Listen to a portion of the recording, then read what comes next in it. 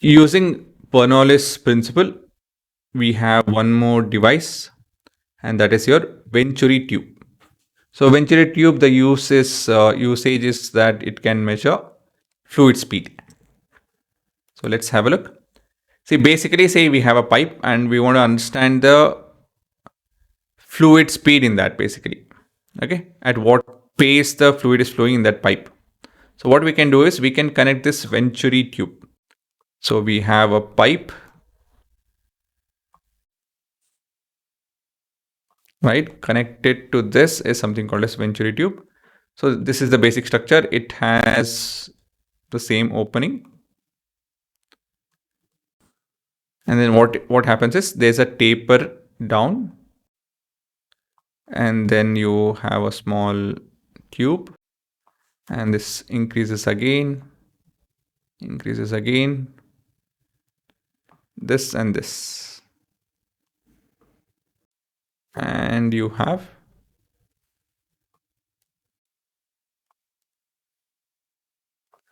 this is setup, guys. Okay, and then you have a small opening here and opening here. Connected to this is a U-shaped structure, monometer. Just a second. Yeah, this is a basic structure. See, the point is here you have the same amount of water coming in and all of that. The same amount of water has to pass through this and come out over here. So if the speed over here is say 10 meter per second, here it has to be say at least more than 10. So maybe 15 meter per second or even 25 meter per second. Do you guys agree? So what I'm trying to tell is the speed has to be more than this or honestly this. So what I'm trying to tell is the speed over here has to be more compared to the section before. Do you guys agree? If the same amount of fluid has to go out, the speed has to be more. This we have seen, river example or wherever you take. This is commonsensical. Or if you want to experience this, take a pipe, open the tap, you have water flowing out. The same pipe, squeeze the mouth, make it smaller. Squeeze it. What happens? Not a good diagram. Squeeze it. What happens? You have water flowing out and the speed over here is much greater and it goes further away basically. So technically the pressure over here is much lesser than over here. So P2 will be lesser than P1. Reason being V2 is greater than V1. Again, all of this will be explained with your Bernoulli's principle. So that's where the principle is used to explain this part. But if not, if it's commonsensical, the pressure here has to be lesser. The speed is more. So this being the case, in this U-tube, if I have a liquid, some heavier fluid, Okay, let me actually not use that color. Use this.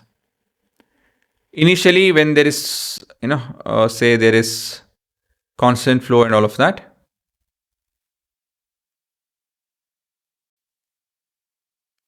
the liquid will be in this form. If P1 is equal to P2, the liquid will be this form. If P1 is greater than P2, what happens? There's a lot more pressure over here. So this will get pushed in. There's a lot less pressure here. So this will get pushed up, right? Again, let me take this U-tube thingy separately. See guys, let me put it this way. Sorry about the... Imagine there is a liquid, right? If you leave it, what happens? This is the case wherein both are exposed to atmospheric pressure. Should I copied this actually? Now, if I expose this to different pressure, wherein here P1 is greater than P2, what happens? If pressure is more, matlab force is more, the same cross-section area.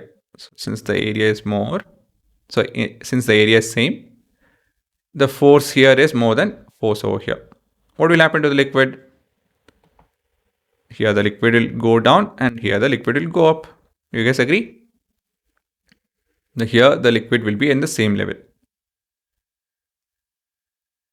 Here the liquid will be at different level. This we have seen in your fluid topics. So all this has to make sense. There's a difference in height. Okay. So this is all liquid, liquid, liquid.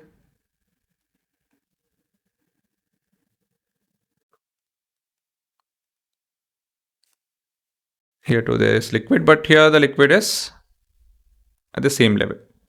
But here they are not at the same level. There's a difference in. Does this make sense? It has to actually. By now this has to, because you have learned it. Yeah.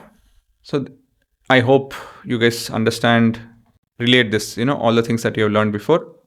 It'll be used now and then. You have to know. So this being the case, I'll be able to figure out the pressure difference. So if I know the pressure difference, I'll be able to figure out using Bernoulli's equation principle and all of that.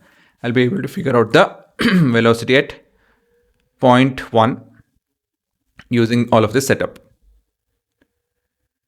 Okay, you see the math, you'll get to understand this, but this has to be commonsensical. This point has to be commonsensical. So let's look at the write-up.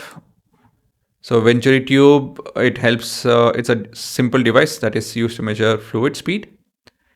It has converging section, throat and diverging section. How do we find the original velocity in pipe? First, step 1 is to understand the speed and pressure. Think of squeezing a garden hose.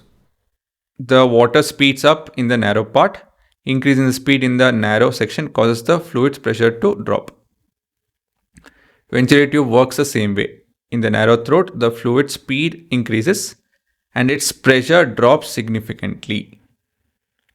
And so you can see over here, there's a difference in this liquid, this darker blue liquid.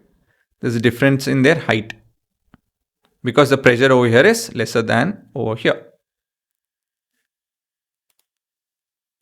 Measurement and calculation. We measure the pressure drop, the difference between the pressure in the wider pipe and the pressure in the narrow throat, using the device called a U-tube manometer. Using this measured pressure difference plus few more things, we can calculate the original flow speed of the fluid in the wider pipe. Okay guys, so again, there are quite a few mathematical things that I have to show you to make sense, that I'll be doing in the next video. So why is that we are doing this? What is the point of it? One obvious thing is measuring flow rate, right? So you have, say, this milk company or any package company, for example, which packs fluid.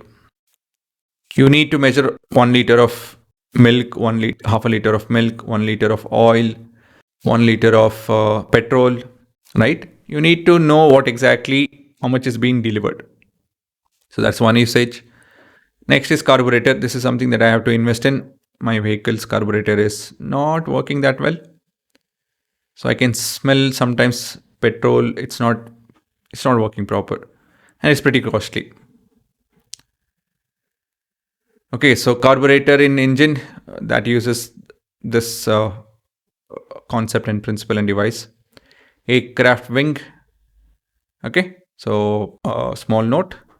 Friction and turbulence, because of that, whatever we measure, it's not very accurate. We have to use a coefficient to negate this and get the actual value. Okay, so whatever we're going to say, it's not a real life scenario. It's an hypothetical scenario wherein things are very ideal. So that's a small note. Anyways, we'll look at the math and it will be a lot more clearer. For now, you guys mainly, actually, I want you to copy this. Everything else is okay. Anyways, you guys have a read and then I'll show you that.